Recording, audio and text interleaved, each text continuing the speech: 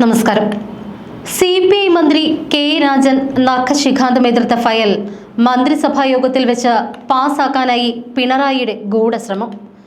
File മന്ത്രിസഭാ യോഗത്തിലെത്തിച്ചാൽ CPI മന്ത്രിമാർ ഒന്നടങ്കം എതിർക്കും. മുഖ്യമന്ത്രിയുടെ മകൾക്കെതിരെ ആരോപണത്തിന് കാരണമായ കമ്പനിക്ക് ഗുണം നൽകാനുള്ള ഫയലാണ് പിണറായി വിജയൻ കൗശലപൂർവ്വം ഇപ്പോൾ കൈകാര്യം ചെയ്യുന്നത്. ഭൂപരിഷ്കരണ നിയമം അട്ടിമറിക്കാനുള്ള പിണറായിയുടെ ഈ ശ്രമം വിജയിക്കുമെന്ന ഘട്ടത്തിലാണ് CPI മന്ത്രിമാർ എന്ത് വില കൊടുത്തും ഇതിനെ എതിർക്കാൻ ശ്രമിക്കുന്നത്. EMS സർക്കാർ തുടങ്ങിയതും അച്യുതമേനോൻ സർക്കാർ നടപ്പിലാക്കിയതുമായ ഭൂപരിഷ്കരണ നിയമം അട്ടിമറിക്കാനുള്ള പിണറായി സർക്കാരിന്റെ ശ്രമത്തിനാണ് ഇതിലൂടെ തിരിച്ചടിയേറ്റിരിക്കുന്നത്.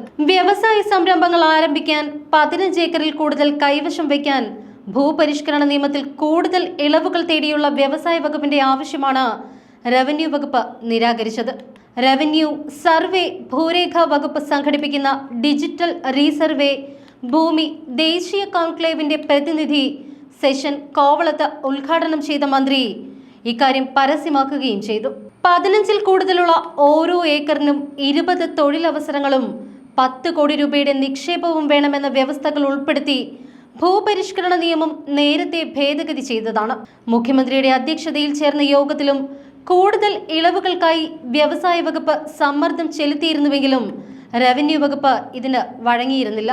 ഭൂപരിഷ്കരണ നിയമത്തിൽ കാതലായ മാറ്റങ്ങൾ വരുത്തേണ്ട സാഹചര്യമില്ല എന്നാണ് കോൺക്ലേവിൽ മന്ത്രി നടത്തിയ പ്രഖ്യാപനം. അനിവാര്യമായ ഭേദഗതി അടക്കം കാലോചിതമായ മാറ്റങ്ങൾ നേരത്തെ തന്നെ വരുത്തിയിട്ടുണ്ട്. വ്യവസായ, വാണിജ്യ, വിദ്യാഭ്യാസ, ചാരിറ്റബിൾ വിഭാഗത്തിൽ ഉൾപ്പെടെ വികസന ആവശ്യങ്ങൾക്ക് സർക്കാരിന് അധികാരം നൽകുന്ന വ്യവസ്ഥകളും ഈ നിയമത്തിലുണ്ട്. സംസ്ഥാനത്തെ നിക്ഷേപ സൗഹൃദമാക്കുന്നതിന് ഭൂപരിഷ്കരണ നിയമത്തിൽ ഭേദഗതി ആവശ്യപ്പെട്ടുകൊണ്ട് വ്യവസായ വകുപ്പാണ് രംഗത്ത് വന്നത്.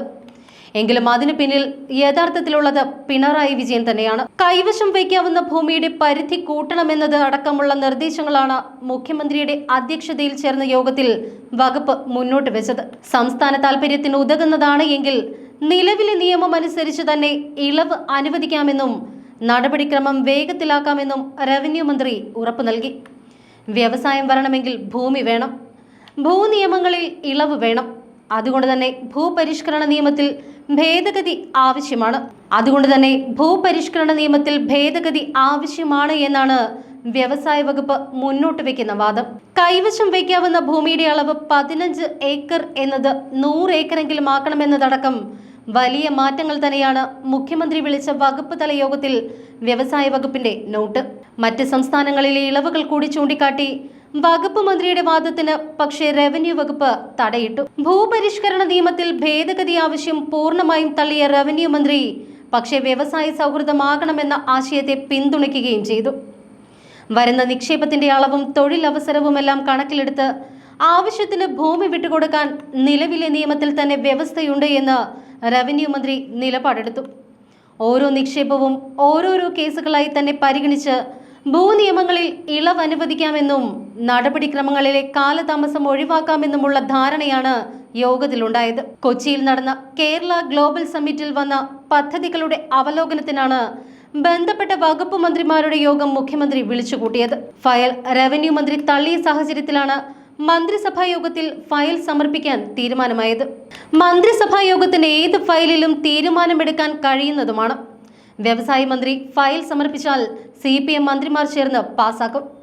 പോരാത്തതിന് മുഖ്യമന്ത്രിയുടെ സർവ്വവിധ പിന്തുണയുമുണ്ട്.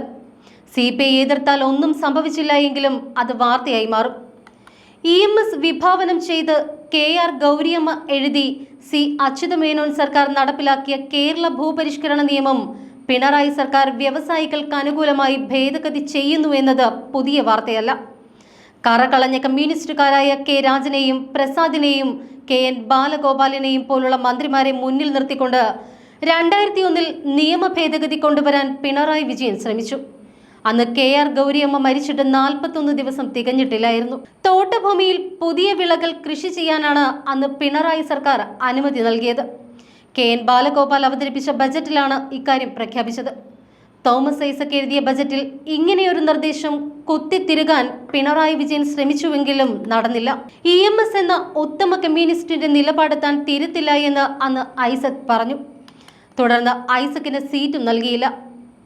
ബാലഗോപാലിനെ ജയിപ്പിച്ച് ധനമന്ത്രിയാക്കി. തന്റെ താൽപര്യത്തിനനുസരിച്ച് ഒരു ബജറ്റ് മുഖ്യമന്ത്രി എഴുതിയുണ്ടാക്കി. ഇതിലാണ് ഭൂപരിഷ്കരണ നിയമത്തിന്റെ കടയ്ക്കൽ കത്തിവെക്കാനുള്ള ആദ്യത്തെ തീരുമാനമുണ്ടായത്. ഭൂപരിഷ്കരണ നിയമത്തിൽ കാതലായ ഭേദഗതിയാണ് വേണ്ടിവരുന്നത്.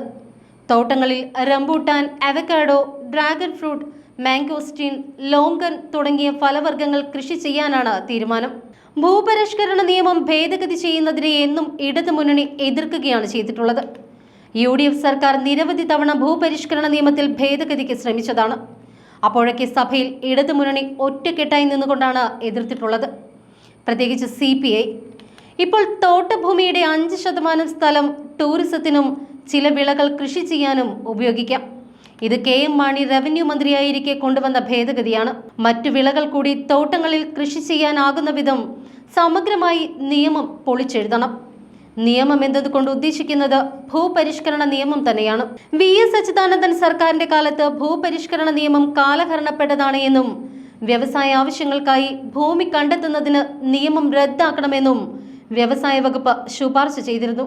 ഒരു കമ്മ്യൂണിസ്റ്റുകാരനെങ്കിലും മന്ത്രിസഭയിൽ ജീവിച്ചിരിപ്പുണ്ട് എങ്കിൽ ഭൂപരിഷ്കരണ നിയമം ശക്തിപ്പെടുത്തുകയും മുന്നോട്ട് കൊണ്ടുപോവുകയും ചെയ്യുമെന്നായിരുന്നു VS അന്ന് പറഞ്ഞത്.